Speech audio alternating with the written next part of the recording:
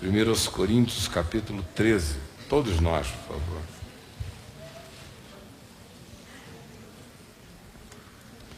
Eu vim para cá hoje decidido a pregar em Apocalipse 9, mas liguei a televisão rapidamente no quarto e vi um documentário sobre a evolução humana, novas teorias, muito mais interessantes e até próximas de uma configuração bíblica, interessantes.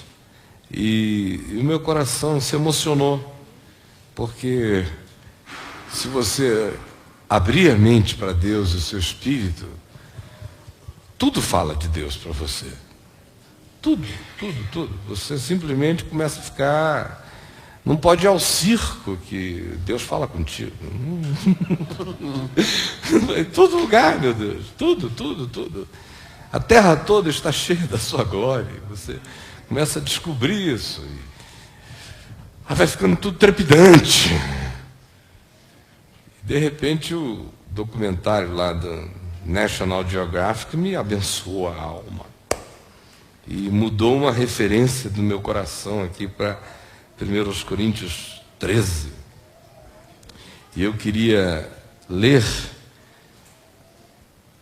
apenas do verso 10 ao verso 13, que dizem o seguinte: quando, porém, vier o que é perfeito, então o que é em parte será aniquilado. Quando eu era menino, eu falava como menino, eu sentia como menino, e eu pensava como menino. Quando eu cheguei a ser homem, desisti das coisas de menino, porque agora vemos como em espelho, espelho opaco, antigo, dos dias de Paulo. Não tinha essa nitidez do espelho de hoje, né? Um vulto. Porque agora vemos como em espelho, obscuramente. Então veremos face a face, quando vier o que é perfeito. Agora, eu conheço em parte, mas quando vier o que é perfeito, então eu conhecerei como eu também já sou conhecido. Agora, pois, para viver na terra, permanecem a fé, a esperança e o amor. Esses três, porém, o maior desses é o amor.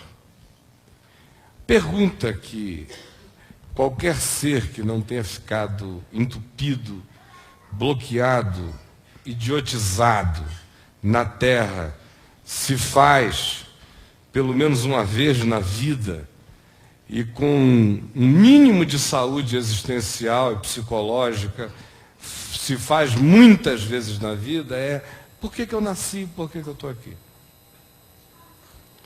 E não só eu, mas por que a raça humana existe? Do jeito que ela existe. E se eu sou um cristão e olho a vida a partir de uma perspectiva espiritual, de um universo criado com desígnio e que seja subproduto da ação do Deus que é amor, aí então essa questão se torna muito mais complexa, porque eu me deparo com contradições nessa existência.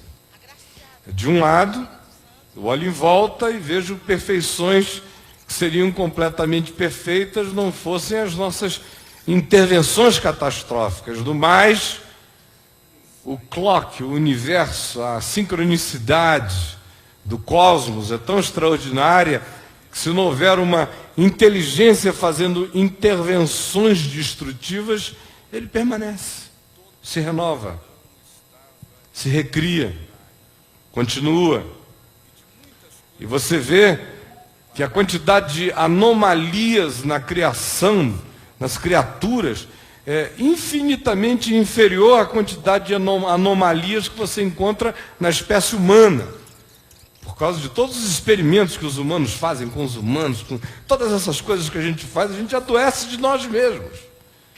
Você vê muito raramente animais nascerem com defeitos. A quantidade de perfeição na vida natural é muito maior, porque nós nos desnaturalizamos terrivelmente. É só olhar para essa assembleia aqui e ver como nós somos completamente desnaturalizados, né? O nosso modo de vestir obedece a regras de um tempo, de uma época. Imagina só, se eu entrasse hoje aqui vestido como eu estava ontem à noite, na festa fantasia lá do aniversário da minha nora, onde eu estava de marajá indiano, com uma calça de tufo, de marajá, um sapato de ponta, um colete assim para deixar os braços marajarianamente para fora, brinco, um turbante, um marajá. Se eu entrasse hoje aqui, pelo amor de Deus, não tinha um grupo que ia embora e dizia assim, hoje não tem unção. Não, hoje não tem unção nenhuma no cara, sabe? Por quê, hein? Porque nós somos idiotas, sabe? A gente resolveu, tem moda, às vezes o cabelo está dividido no meio, às vezes é para o lado, às vezes... Se o cara fugir desse parâmetro, ele perde a unção, a sanidade, a sociabilidade. Por quê, hein? É só porque nós somos filhos de um condicionamento tirânico, horroroso, que a gente se acostumou a ele e o institucionalizou, mas ele é antinatural o tempo todo. É melhor a gente assumir isso, é mais verdadeiro.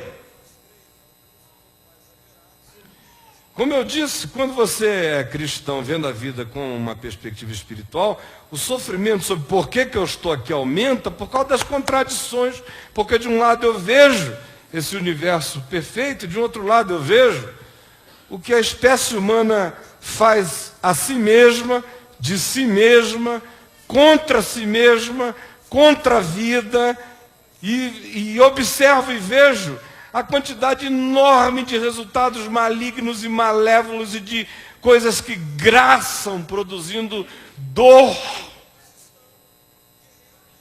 na experiência do existir humano. E aí você fica entre duas dimensões. O universo natural, o cosmos maravilhoso, e a civilização humana, com os seus arbítrios, perversidades, maldades, dominações, megalomanias, egoísmos, guerras que geram fome, fome que gera peste, peste que gera morte, conforme aquela sequência dos 4 cavaleiros do Apocalipse. Essa é a fenomenologia do impacto humano na vida e na história. E aqui e ali alguns sinais de bondade. Quando se descobre um potencial de uma energia como a nuclear, e ao invés de primeiro se jogar uma bomba, se usa esse recurso numa outra direção. Essa é a exceção. Em geral, quase todas as nossas descobertas de potencialização humana acabam enveredando de maneira direta para o arbítrio, o domínio, o controle. Quem detém esse poder controla os demais. E essa é uma experiência catastrófica, porque ela torna a vida um absurdo. Você olha em volta e começa a querer saber por que você está aqui. Aí você vem para uma igreja, ou para a fé, ou para uma comunidade, ou passa a crer em Deus, por exemplo. E aí você entra num outro mundo. E se a fé for uma fé de natureza cristã evangélica, esse mundo fica ainda mais estreito, porque surgem algumas obsessões. Primeiro porque Deus é concebido como um ser fora de nós. Imenso, que a gente exalta com palavras enormes. Soberano, majestoso, rei. Tudo que a gente tem para botar ele para cima. Botar ele para cima, está fora de nós, num trono, entronizado, fora de nós. E nós somos uns alpinistas de Deus. A gente está aqui para subir para Deus. Escalar, aí aprende a escalar, vai. A igreja é um curso de escalamento. Para escalar para Deus. O cara vem para aprender a escalar Deus. Se ele quiser ficar mais perito, ele vai para o seminário teológico. Onde se diz que se estuda Deus, a anatomia do divino, de um defunto, para a gente saber como Deus funciona. Não pega aqui não, que ele reage assim. Assim. Essa é a história. Aí fica mais esquisito ainda, porque também te ensinam que Deus, como Ele é um Deus pessoal e você é uma pessoa, Ele tem uma relação pessoal com você, isso é verdade. Mas se ensina que Ele tem uma vontade caprichosa nessa relação pessoal. Caprichosa. Ele não está tão interessado no seu ser. Ele está interessado no que você faz. Aí tem a história do revela-me o teu propósito para a minha vida, que é uma angústia desgraçada. Eu não é. Eu só encontro gente angustiada com o propósito. Será que eu estou dentro do propósito? Eu saí do propósito? E ainda inventaram uma coisa chamada centro da vontade de Deus. Sabe? Que é assim como se Deus tivesse uma vontade do tamanho desse palco aqui. O cara sobrevive na beirada. Sobrevive na beirada, né? Às vezes ele fica assim, até desaparece um pouco de cena. Mas você está lá ainda. Eu estou no mundo, mas meu pé está santo. Agora, se o sujeito quiser realmente ficar numa boa com Deus, ele mede o quadrante todo e fica no centro da vontade de Deus. Aí ele se torna um cara muito especial quando ele está no centro da vontade de Deus. Primeira virtude que surge nele quando ele está no centro da vontade de Deus é a arrogância. A segunda virtude é soberba. A terceira virtude é juízo. Eu estou no centro da vontade de Deus, os outros estão na periferia. Aí, propósito, Deus quer que eu seja arquiteto, engenheiro, advogado? Depende. No meio evangélico, depois que o cara faz o 5º vestibular e não passa, ele sempre entende que Deus o chamou para o ministério sagrado. É vocação por eliminação, seleção da mediocridade. Olha, eu não passo para nada, eu acho que Deus está me chamando para o ministério sagrado. Para que eu nasci? A questão, de fato, é essa, de para que eu nasci. Mas o que está por trás disso é que a gente não entende que Deus criou e continua criando. Deus continua criando. Existem certas coisas que estão acabadas no cosmos, mas é um acabado em permanente fluxo e refluxo de renovação. No universo físico, é assim conosco. A espécie humana, por exemplo, já se adaptou a todas as formas de vida. Você já teve seres humanos de 1,95 m vivendo com estaturas neandertais e até superiores, simultaneamente com outros seres humanos menores do que pigmeus na Terra, adaptados pela natureza. Por quê, hein? Os grandões estavam vivendo num continente, os pequenos numa ilha. Botou na ilha, fica menor, botou no continente, fica maior. Se for muito quente, a tendência é ficar pequeno e magro. Se o lugar for muito frio, a tendência é ficar maior e mais alto. Por causa de todas as necessidades do corpo, de fazer compensação de temperatura, disso, daquilo. As adaptabilidades são naturais, a gente está aí em processo o tempo todo. Eu sou de uma geração em que eu era alto. Vocês já imaginaram? Quando eu fiz 14 anos de idade, com 1,80 m, todo mundo dizia assim, menino é alto. Hoje eu sou médio. Todo mundo com 1,85 m, 1 m não sei o quê. Eu tenho um enteado meu com quase 2 metros de altura. Eu tenho um amigo que podia se candidatar a um papel de Nefilim num livro meu. De tão alto, enorme. Tem um lutador aí no Pride, com 2,30 m e não sei o quê. O bicho é um gigante, imenso, humano. Mas as adaptações acontecem. O processo da vida é dinâmico, ele vai crescendo até nessas coisas básicas. O mesmo se pode dizer da psique humana ou de qualquer outra instância da vida. E o que a gente esquece é o processo pelo qual Deus está criando e renovando a criação o tempo todo. Olha só, a gente está aqui no La Salle, domingo à noite. Neste exato momento em que eu bati aqui, existe uma chance enorme de que alguma estrela tenha morrido no cosmos. Essa outra batida aqui, é possível que outra esteja acendendo no cosmos.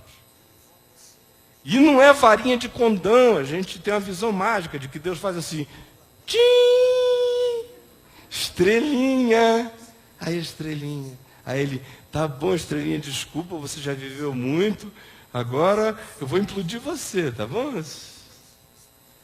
Nossa visão é completamente mágica, é de criança. Os rádios, telescópios mostram que isso acontece são explosões atômicas. Um negócio assim que se a Terra estivesse num raio próximo, ela sumia no calor. Acabava tudo. É uma catástrofe. Deus criando uma desgraça. Entendeu? Do nosso ponto de vista moral, porque para nós, nossa visão é moral o tempo todo. Se um prédio foi construído, isso é moralmente bom. Se um prédio caiu, isso é moralmente ruim. Tudo para nós é moral. Tem uma interpretação de quem fez mal a quem, de quem é o culpado. Deus não está nem aí para isso. Ele cria explodindo. Ele cria implodindo para refazer, aí surgem buracos negros. Se na visão cristã, buraco negro é quase que um sinônimo do diabo na astronomia, né? Aquela coisa que o que cai ali é sugado. Uma estrela inteira vira uma ervilha. Mal buraco negro.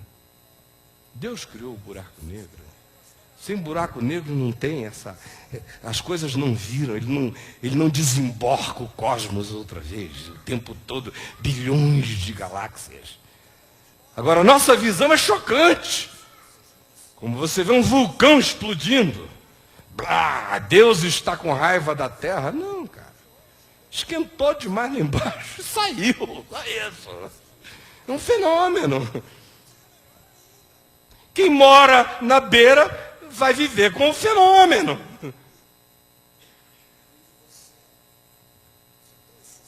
Agora, a gente até entende isso do ponto de vista do universo natural, mas a gente não consegue fazer esse aplicativo discernindo e sabendo que é assim que Deus cria. Para que a gente está no mundo? Para evoluirmos até a estatura de homem. O Homo sapiens está aqui, mas o Homo sapiens é um homem estúpido.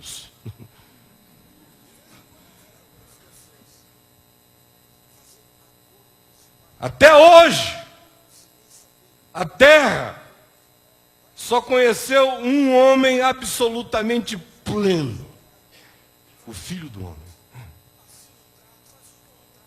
Que é aquele para quem nós fomos criados, em direção a cuja meta e alvo, sentido e significado nós estamos andando, porque é isso que a revelação de Deus afirma de maneira sobeja. Até nos tornarmos segundo a estatura do varão perfeito. Ou transformados de glória em glória na imagem do Senhor pela obra convulsionante, transformadora do Espírito.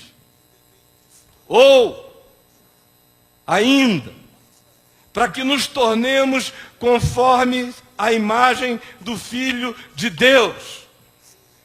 São afirmações que aparecem no Novo Testamento o tempo todo indicando o significado.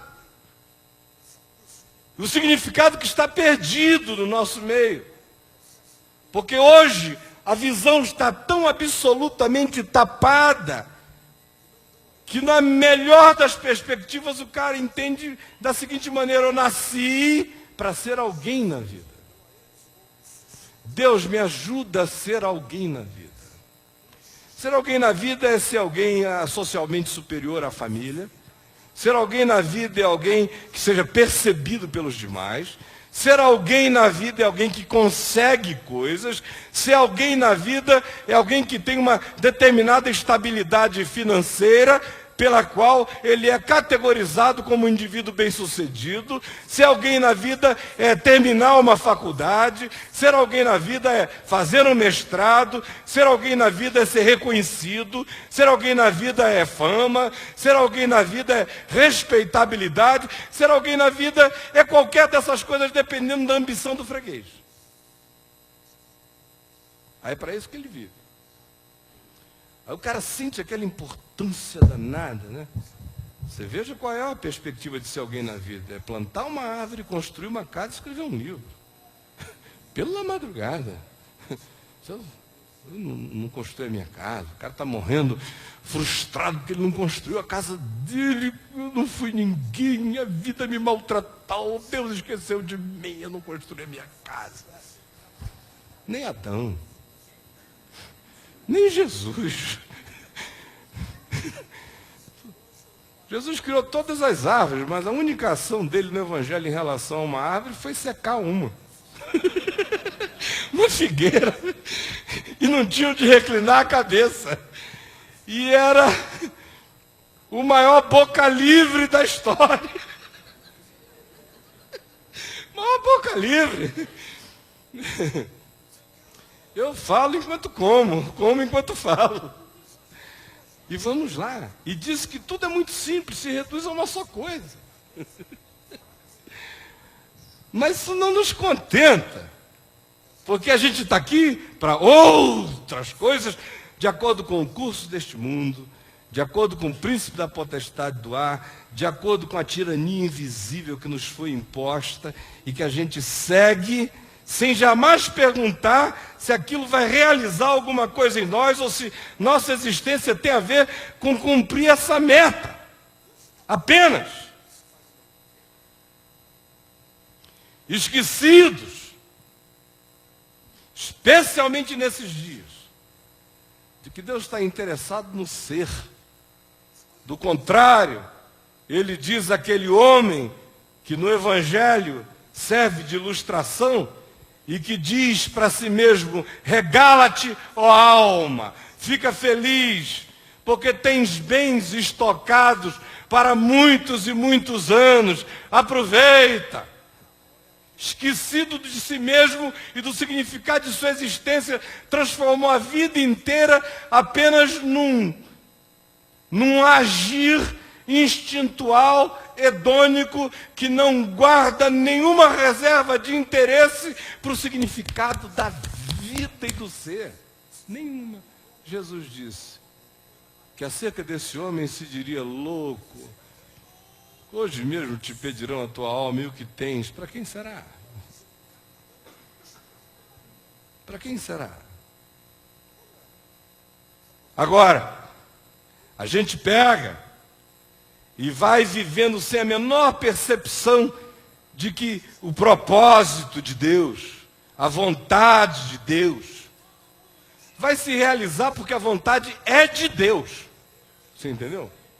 Tem gente que fica pensando que Deus precisa de ajuda para fazer a vontade dele. Se a vontade é dele, ele faz. Não é minha. Eu faço a minha. Fico esperto quando fazendo a minha. Descubro que a minha não coincide com o fluxo da vontade de Deus e dou razão a Deus e ando na vontade desse fluxo. Mas eu não sei nada sobre detalhes. E Deus não revelou detalhes da vontade dele para a vida de ninguém. Ele apenas nos deu o significado disso. A vontade de Deus é que nós nos tornemos conforme a imagem do seu Filho. A vontade de Deus é que todo homem se transforme no Filho do homem.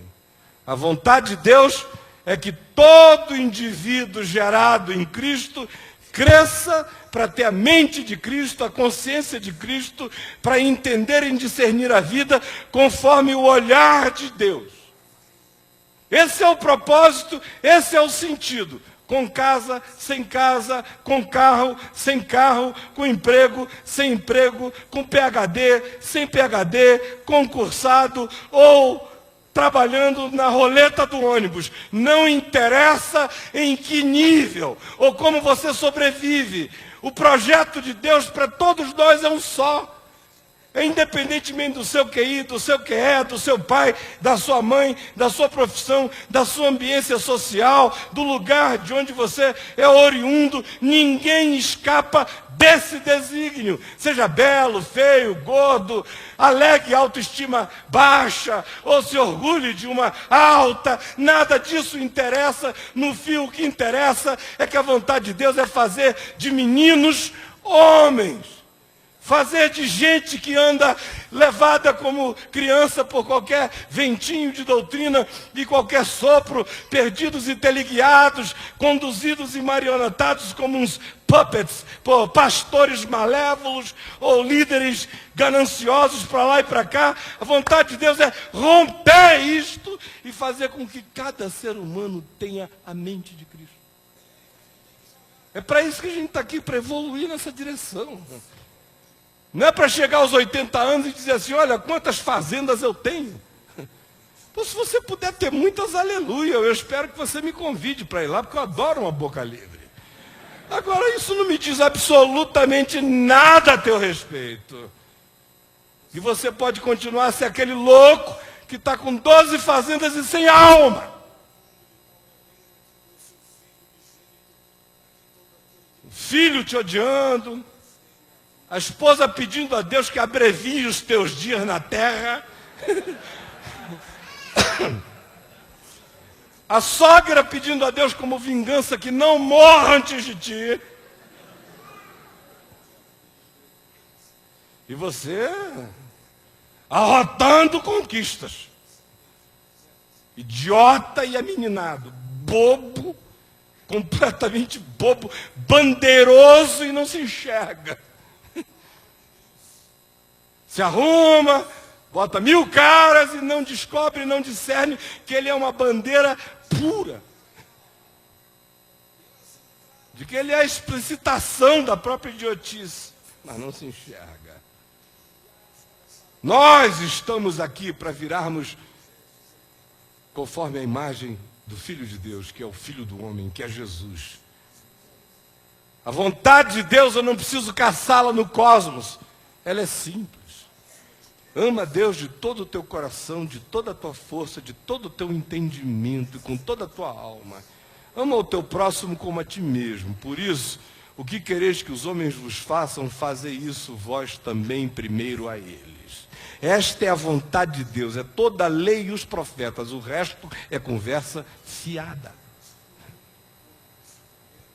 O resto é pretexto para não se converter. Pretexto para não mudar a mente, a consciência, o entendimento, para não deixar de ser menino. Aí ele brigou comigo, eu não falo com ele. Eu cantei, ele não cantou, eu chorei, ele não chorou. Aquele mau humor crônico, a gente briga, se veste bem, andamos para lá e para cá, com aquela pose de seres austeros, mas cumprindo papéis infantes e idiotas, imbecilizados nessa vida. Tudo com a maior elegância. Ora, se a vontade de Deus é gerar consciência.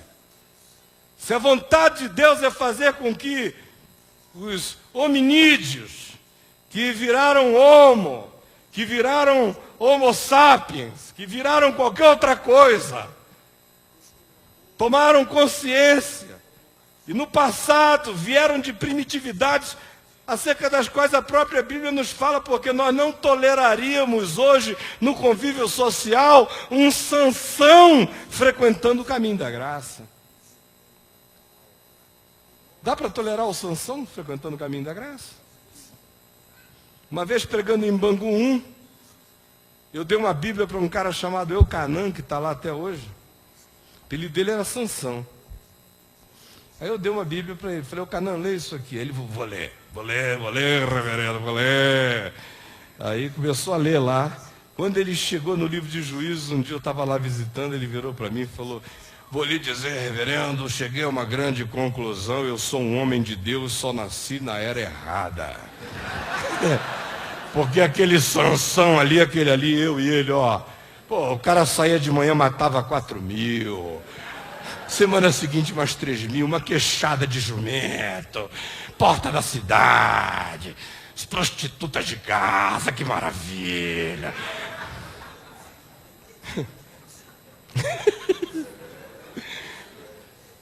Ora, até nos registros da Bíblia, que não são tão amplos e não pervadem, não perfazem um campo histórico de um espectro tão extenso assim, você observa a evolução das relações conjugais, sociais, percepção de troca, tudo mudou, continuou mudando, espero que mude. Só não muda o que está morto, o que está vivo muda, se adapta, entende. Paulo diz, se a gente pegar a história da revelação na terra, a gente vai posicionar a lei, os 10 mandamentos, Moisés, aqui no jardim da infância. Lá em Gálatas ele diz que a lei era o aio, o escravo que pegava a criança, levava para a escola, pegava da escola, deixava em casa. Era lei, mas que isso aí foi na infância da consciência. E ele nos chama para a plenitude dos tempos, onde Deus em Cristo se revelou e mostrou a consciência plena e adulta do Filho do Homem. Agora, como é que isso acontece? Como é que a gente anda nessa direção? Primeiro, eu já lhes disse que o objetivo dessa coisa toda, da gente estar aqui, de termos sido crianças e hoje sermos adultos, é crescermos em consciência, não só individual, como na consciência da própria espécie. Tanto há uma viagem linear da civilização que vem da sua infância para a sua maturidade, do mesmo modo como há em mim, que vem da minha infância para a minha maturidade orgânico, físico, psicológico, mas que não pode parar aí. Eu tenho que crescer para a minha maturidade espiritual, para desenvolver a mente de Cristo. O objetivo, portanto, da gente estar aqui é ganhar consciência. A pergunta é como? Olha aqui para mim. Do mesmo modo como Deus cria os universos e os mundos, Ele cria na nossa vida. É só a gente tirar o nome moral das catástrofes ou das intervenções da vida que a gente vai ver como é que Deus cria. Explosões, implosões, catástrofes, estações, eras, ações, reações, encontros, desencontros, todas essas coisas equivalem à ebuliência da vida. O lugar onde você está, o que te aconteceu, quem foi teu pai, tua mãe, aquele namoro que te desviou um pouco o caminho, que para você parece uma perda de rumo, que te gerou um sofrimento danado.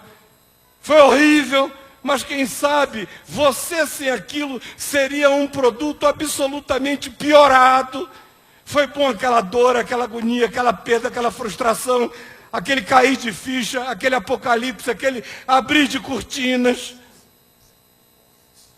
Deus vai criando no caldo da vida. Assim como é no universo, é na minha própria existência, na sua, de qualquer outro ser humano, e ninguém escapa desse meio pelo qual ele realiza as coisas. Nós nascemos com um espírito singular. Essa é a minha singularidade, é o meu espírito. O resto, gente, é compartilhado. Compartilho o corpo, pele da minha mãe, herdei as deficiências genéticas dela, natureza circulatória, periférica, o apetite dela, como aversa as coisas que ela gosta. E herdei do meu pai outras que não aparecem tanto na cara, mas mais no interior. Eu sou metade. A genuinidade e a singularidade do meu espírito estão aqui, mas eu absorvi. Eu não pareço com a mãe do Chico, eu pareço com a minha mãe. É uma contribuição da qual eu não posso fugir. Está aqui em mim, é carne, é sangue, é pedaço de mim. Minha alma também. Minha alma carrega heranças, não só dos meus antepassados imediatos, da minha família nuclear, mas da memória da humanidade.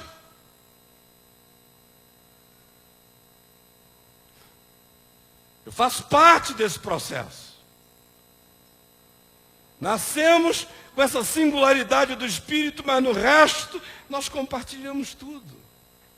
E todas as coisas acontecem a todos.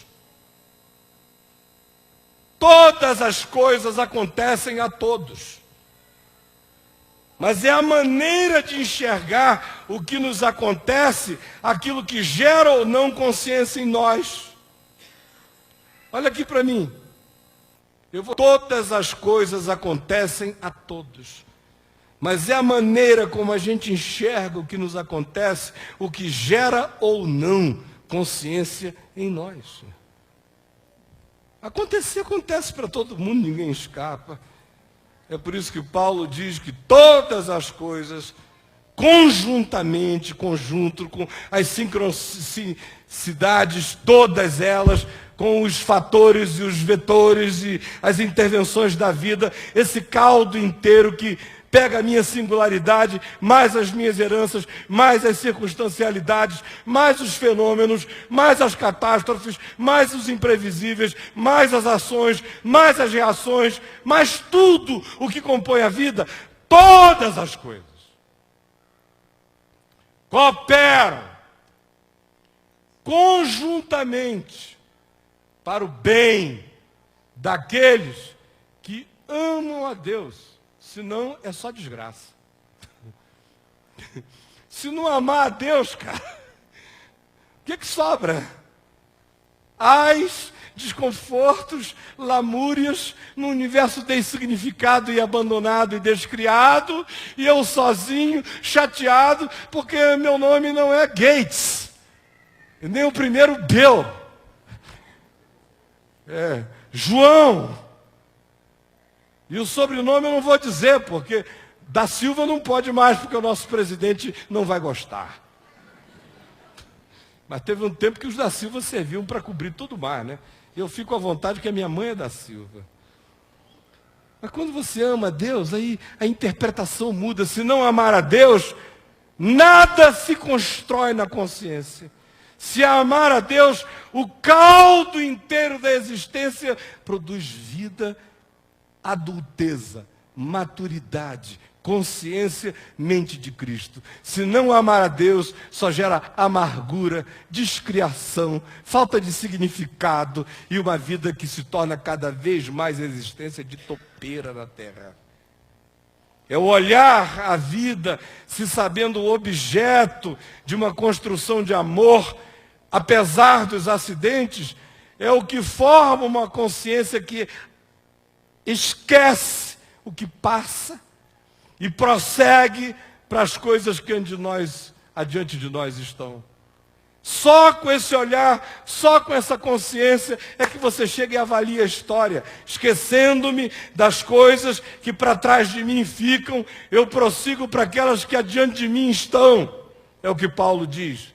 Consciência faz isso, pondera, avalia, aprende, realiza, elabora, chama para dentro, reprocessa, faz uma síntese, agora aprendeu, esqueceu, não carrega isso como paranoia, como culpa, como obra morta, como perseguição do diabo, como coisa nenhuma. Isso tudo aconteceu para me trazer neste ponto de consciência. O que interessa não foi o que aconteceu, é o produto. É o olho que abriu. Por isso eu sigo para as coisas que diante de mim estão. Prossigo para o alvo. Qual é o alvo? Me tornar conforme a imagem do Filho de Deus. Por isso, não existem coisas boas ou coisas ruins quando se ama a Deus. Você podia repetir isso comigo? Não existem coisas boas ou coisas ruins quando se ama a Deus. Mais uma vez, bem alto, com a voz bem forte. Não existem coisas boas ou coisas ruins quando se ama a Deus. Assim como, gente, no universo, tudo é fenômeno que caminha produzindo vida, assim também conosco. Todas as coisas são fenômenos que conjuntamente cooperam para produzir o bem, a consciência, forjar percepção, entendimento, gratidão, compreensão e uma ambição superior que transcende conquistas imediatas, que não se compare, não se mede, que vai ficando livre da inveja, que é fruto da comparação, que desenvolve uma singularidade sadia, alegre, feliz, que caminha para um processo de individuação sólido e consistente em Cristo, e que tem em Jesus, o Filho do Homem, a referência ambicionável para a qual nós fomos conquistados. Prossigo para conquistar aquilo para o que eu fui conquistado, que é me tornar conforme a imagem do Filho de Deus. Aí acabou, que coisa ruim, coisa má.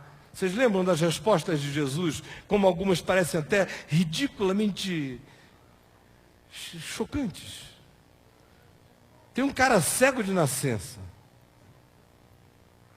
Aí Jesus passa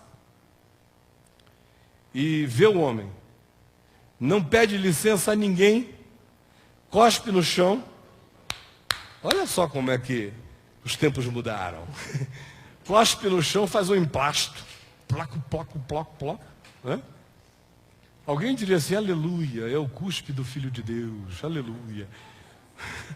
Para o cego era uma gororoba, meu amigo. Plafete, vupo, vupo, vupo, vupo, emplasta na cara do bichinho e diz: agora vai e lava-te. O cara disse: é claro, você acha que eu vou ficar com isso aqui na minha cara pro resto da vida? Vou lavar na hora. Me leve pro tanque de Siloé. Estou pensando que ele foi lá por obediência, foi por agonia, para tirar o emplasto. Aí quando ele lavou a porcaria, ficou vendo.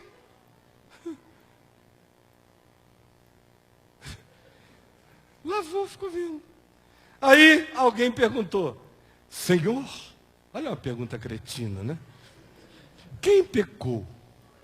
Este ou seus pais, para que nascesse cego? E dá vontade de embolachar esse tipo de gente, sabe?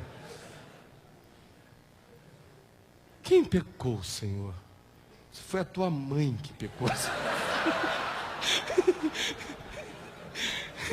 Ele é filho da tua mãe, não é do teu pai, não. Essa vontade que dá de responder por um cara desse. Foi tua mãe, ó, nas escondidas, na calada da noite. Quem pecou? O cara só nasceu cego, meu Deus. Muito, muito, muito menos ruim do que nascer burro. Muito menos ruim do que nascer bonito pra caramba, sem nada na alma. Nasceu cego. Assim como você nasceu vendo. Ele nasceu cego. Mas ele é ele não ficou menos ele, mais ele, nada ele, quase ele é ele. Ele. A resposta de Jesus foi para que se manifestem as obras de Deus. Nem ele pecou, nem seus pais, mas para que nele se manifestem as obras de Deus. Para com essa história de quem pecou, sem processo. Esse cara acredita que Deus vê, acredita que Deus ama. Não põe o teu senso de justiça na frente do de Deus, olhando a televisão, dizendo, ai meu Deus, onde está Deus? Essas pessoas que morreram aí agora. Para de ficar falando em Deus. Se você está afim de fazer alguma coisa, faz. Deus é o álibi para o cara não fazer nada. Ele tem uma crise filosófica de, onde está Deus? Eu estou tão revoltado, porque Deus não fez nada, eu estou com raiva, onde está Deus? Aí ele vai procurar um padre, um pastor, aí o idiota do pastor ainda tenta responder. Meu filho, eu sei lá, eu não sou Deus. Agora, os caras se afogaram, você está zangado e triste, sai, faz alguma coisa. Isso mesmo. É. Meu companheiro Caio. É. Agora olha só. Não existem coisas boas nem coisas más quando a gente ama a Deus. Isso tudo faz parte de um processo. É para a glória de Deus. Assim como no cosmos e no resto da criação, as coisas são feitas de fenômeno.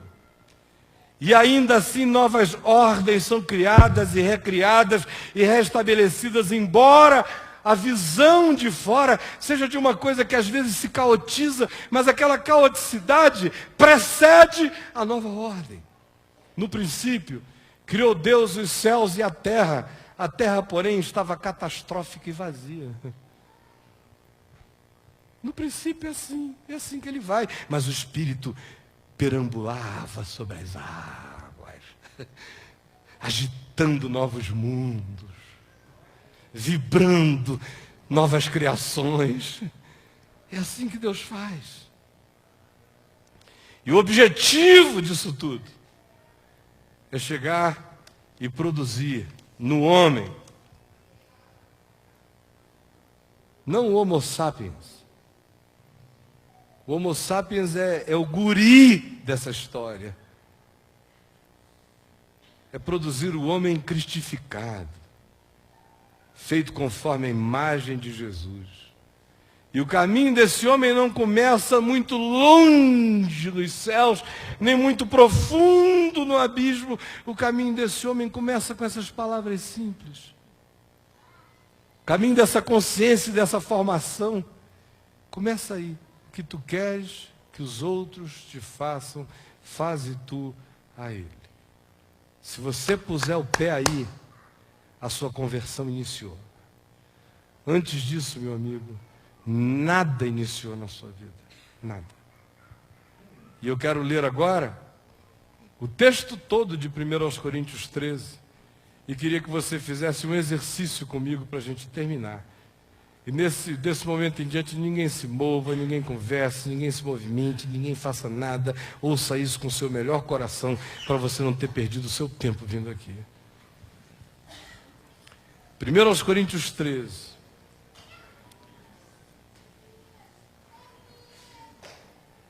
Eu só queria que a gente substituísse a palavra amor, que ficou tão desgastada e tão distante, que quando a gente fala em amor, a gente está sempre falando naquela coisa que é maravilhosa, mas que está para além da gente.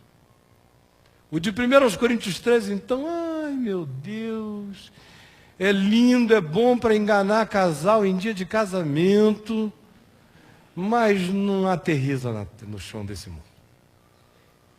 Então, para a gente não ficar com essa idiotice romantizada, transforma a palavra amor por uma outra, qualquer outra, mente de Cristo, consciência, o que você quiser. Eu lerei, você vai ouvir. E eu passo a mostrar-vos um caminho sobremodo excelente. Ainda que eu fale as línguas dos homens e a dos anjos. Se eu não tiver consciência, serei como o bronze que soa, ou como o símbolo que retine. Ainda que eu tenha o dom de profetizar, e conheça todos os mistérios e toda a ciência, ainda que eu tenha tamanha fé ao ponto de transportar montes, se eu não tiver consciência e entendimento no amor e na graça de Deus, nada serei. E ainda que eu distribua todos os meus bens entre os pobres, e ainda que eu entregue o meu próprio corpo para ser queimado, se isso não for fruto da consciência que nasce da certeza do chamado para sermos conforme a imagem do Filho de Deus, e Deus é amor, se não tiver essa consciência, nada disso me aproveitará. A verdadeira consciência é paciente, é benigna. A verdadeira consciência não arde em ciúmes, porque não entra em disputas. Não se ufana, não se jacta, porque qualquer consciência verdadeira não tem ufania. Não se ensoberbece, porque se ensoberbece, não é consciente. O que é consciente não se ensoberbece. Não se conduz inconvenientemente. Não procura os seus interesses. Não significa dizer que ele não sai de casa e resolve os problemas da vida. O que se está dizendo é que a consciência não se torna megalomaníaca em relação a pensar que você é o epicentro da existência. Não se exaspera. Não se ressente do mal. Consciência genuína não se ressente do mal. Só se ressente do mal quem acha que qualquer ação do outro pode me fazer mal, mas quando você tem consciência, ninguém tem mais o poder de te fazer mal. O cara só está fazendo mal a ele mesmo, não mais a você.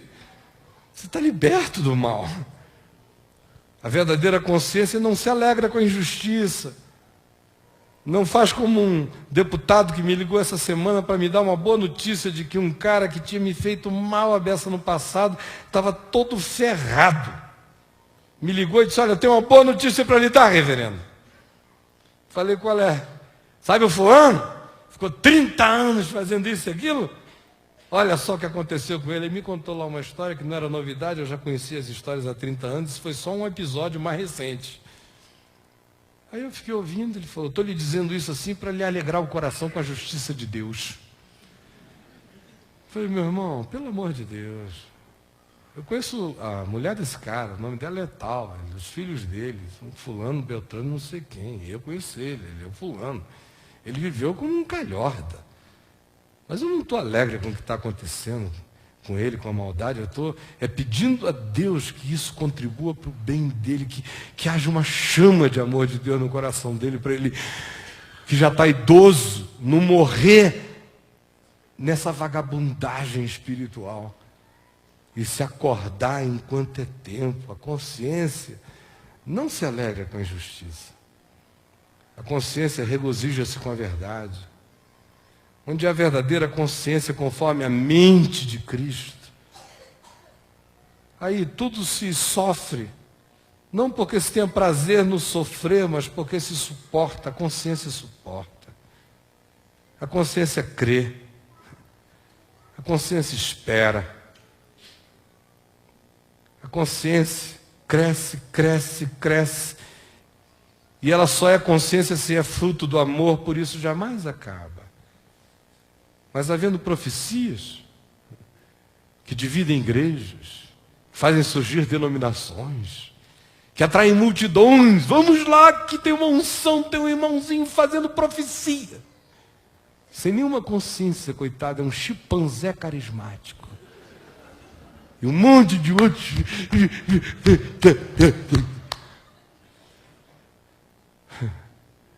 Havendo profecias, desaparecerão. Havendo línguas, cessarão. Ciência passará. Porque em parte, só em parte, nós conhecemos. Só em parte nós profetizamos: quando, porém, vier o que é perfeito, conforme a imagem do Filho de Deus, quando essa plenitude chegar, e enquanto ela não chega, é para lá que nós estamos andando, porque isso tudo começa dizendo que esse é um caminho, é um caminho sobremodo excelente, e a gente está andando para lá.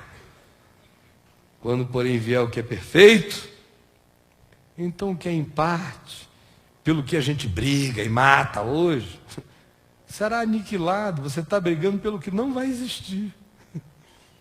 Será aniquilado. Completamente extinto, deletado. Quando eu era menino, vocês não queiram saber o que eu fazia quando eu era menino?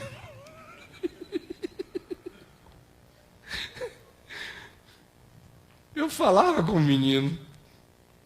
Isso era a melhor parte. Eu sentia como menino. Era legal. Eu pensava como menino. Não era, não. Quando cheguei a ser homem, eu desisti das coisas de menino. Isso tudo é uma metáfora, onde ele está dizendo: olha, toda essa brigalhada de vocês é briga de criança, de quem ficou sofrendo de síndrome de Down espiritual.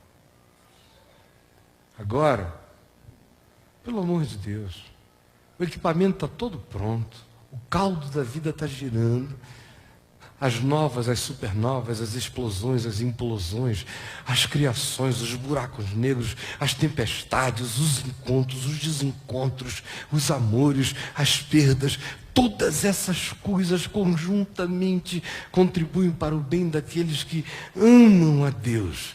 Por isso, ao invés de ficar vivendo como menino, pensando como menino, chorando como menino, reclamando como menino, brigando com Deus e com a vida como menino, competindo com o próximo como menino, desista das coisas de menino, abrace a consciência. Você está andando para o que é perfeito. O caminho começa nessa simplicidade. Quando eu cheguei a ser homem, eu desisti das coisas próprias de menino. Porque agora nós vemos opacamente. Quem mais vê entre nós vê miragens. Mas quando chegar aquele dia, nós veremos face a face. Agora eu conheço em parte. Mas quando chegar aquele dia, à medida em que eu andar na direção desse dia, eu serei conhecido e conhecerei como eu também sou conhecido. Enquanto isso, gente, permanecem para nós aqui na terra, enquanto a gente viver um único caminho sobremodo excelente. Permanecem a fé, a esperança e o amor. O maior deles, no entanto, é o amor, porque só o amor que transforma um menino num homem, conforme a imagem de Deus.